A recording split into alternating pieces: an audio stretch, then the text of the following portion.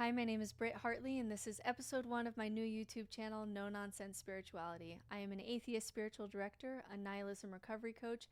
I have a master's degree, almost doctorate in theology with an emphasis in the future of American religion.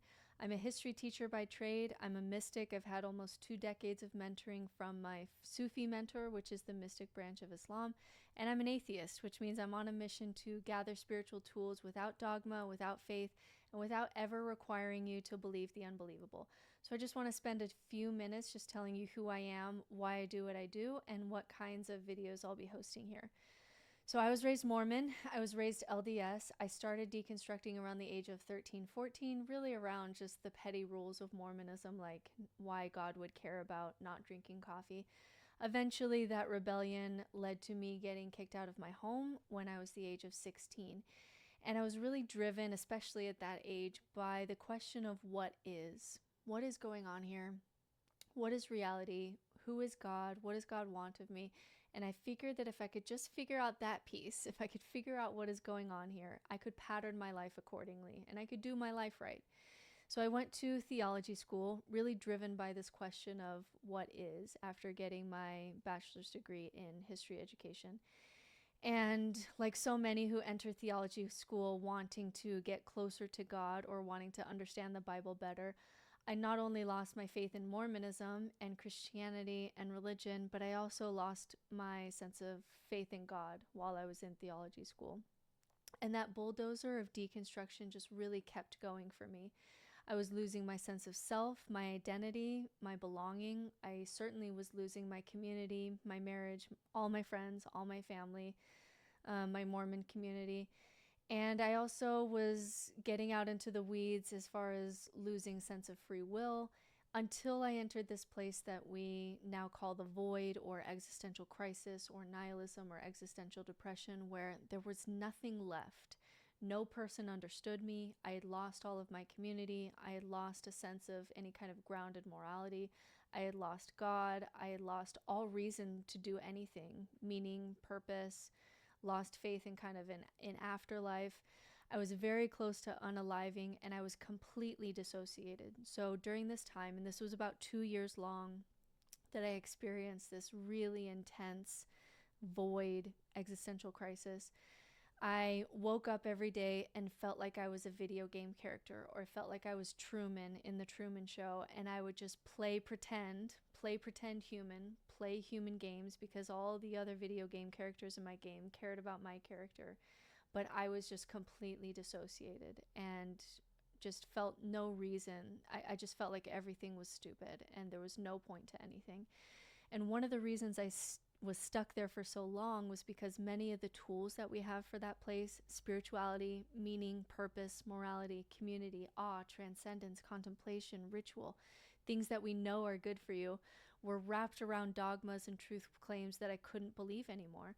One of the benefits or curses of being an ex-Mormon is you get a very sensitive BS meter when it comes to truth claims and religion and woo and spirituality, because you know how the sausage of religion gets made.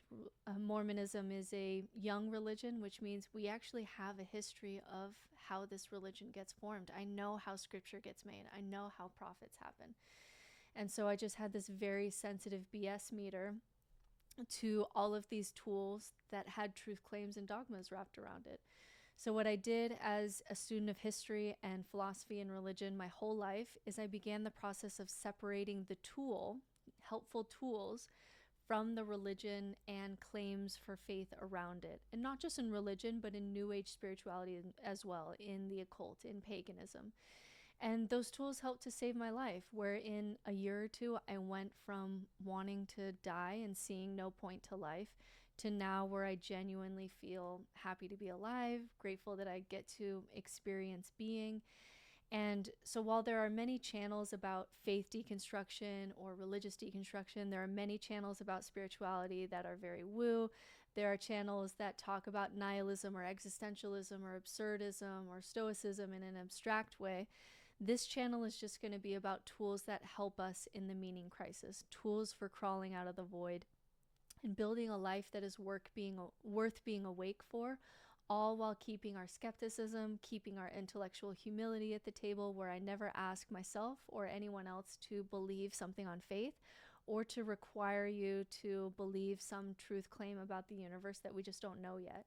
So on this channel, I really want to face the harsh truths of reality, not shy away from them, be skeptical of cults in all of their forms that make promises where you don't have to face those harsh truths of reality, but also admit that there are better and worse ways to experience life and that we can improve the quality of experience. I don't think that we are born broken, like the Christians tell us that we're born broken.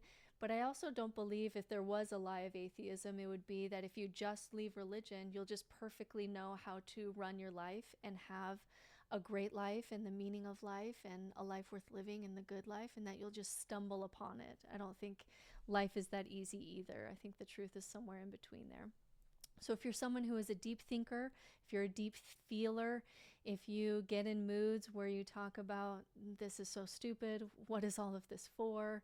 But you're also, if you're too skeptical to wrap yourselves in crystals or join some form of cult, then I think this channel is going to be for you. It's part of my own meaning and purpose now to help others in places where I got stuck, or just provide solidarity to people who think deeply about this question of whether or not life is worth living, to be or not to be, which according to Camus, someone will be returning to, no doubt, is the first question of philosophy anyways.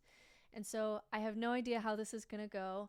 But talking about ways to find your footing when all seems hopeless feels like a worthy venture, because I went through that experience completely alone, and I know I'm not the only person who has spent some time in the void. So there are reasons, and I understand that now because I went through it. There are reasons why our brains work so hard to stay out of the void, to not think about death, to not think about things too deeply, to not get too complex, to not think about meaninglessness or how insignificant we are. We're suckers for security blankets that tell us that we're immortal and that we're special, or that we can see the future or we can predict things.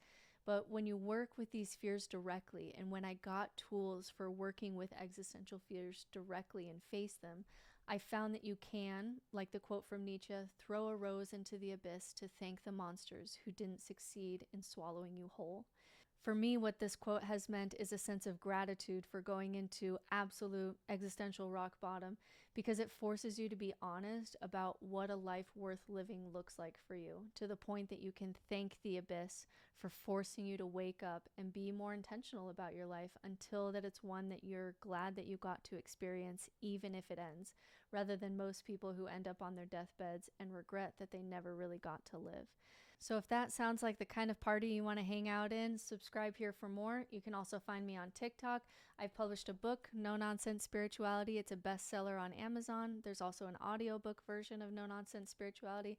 I've podcasted with people like Bart Campolo of the Humanize Me podcast, Lisa Miller, our lead scientist in the Science of Spirituality, Nick Jenkel, the author of Spiritual Atheist, Jim Palmer, who runs the Center for Non-Religious Spirituality, John Ogden, who runs Uplift Kids, which is the #1 secular spirituality program for kids and teens, The Naked Pastor, just any voices in this space of how we rebuild once we've lost all of our social and psychological anchors individually and collectively. So you can also check out my website, nononsensespirituality.com, for courses, coaching, and other resources, and hang out here for No Nonsense Spirituality, no faith required.